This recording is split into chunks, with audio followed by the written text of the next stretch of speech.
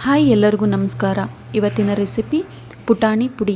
ಮಾಡಲು ಬೇಕಾಗುವ ಇಂಗ್ರೀಡಿಯೆಂಟ್ಸ್: 3 ಕಪ್ಪಷ್ಟು ಪುಟಾಣಿ, ಬೆಲ್ಲ, ಒಣ ಕೊಬ್ಬರಿ, ಖಾರದ ಪುಡಿ, ಕರಿಬೇವು, ಜೀರಿಗೆ, ಉಪ್ಪು, ಹುಣಸೆಹಣ್ಣು, ಬೆಳ್ಳುಳ್ಳಿ. ಒಂದು ಜಾರ್ಗೆ ಪುಟಾಣಿನ ಹಾಕ್ಕೊಂಡು ಪುಡಿ ಮಾಡ್ಕೋಬೇಕು. ಮೊದಲಿಗೆ ಪುಡಿ ಆದಮೇಲೆ ಜಲ್ಡಿ ಹಿಡ್ಕೋಬೇಕು ನೀಟಾಗಿ. ನೋಡಿ, ಈ ಥರ ನೀಟಾಗಿ ಜಲ್ಡಿ ಹಿಡ್ಕೊಂಡು ಆ ಪುಟಾಣಿ ಪುಡಿನ ಮತ್ತೆ ಒಂದು ಜಾರಿಗೆ ಹಾಕ್ಕೊಂಡು ನೀಟಾಗಿ ಹಾಕ್ಕೋಬೇಕು.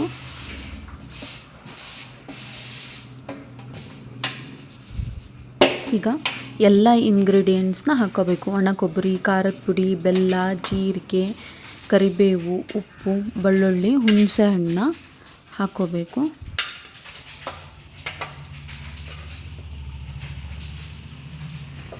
ನೋಡಿ, ಈ ಥರ ನೀಟಾಗಿ ಹಾಕ್ಕೊಂಡು ಇದನ್ನು ಮಿಕ್ಸಿ ಮಾಡ್ಕೋಬೇಕು.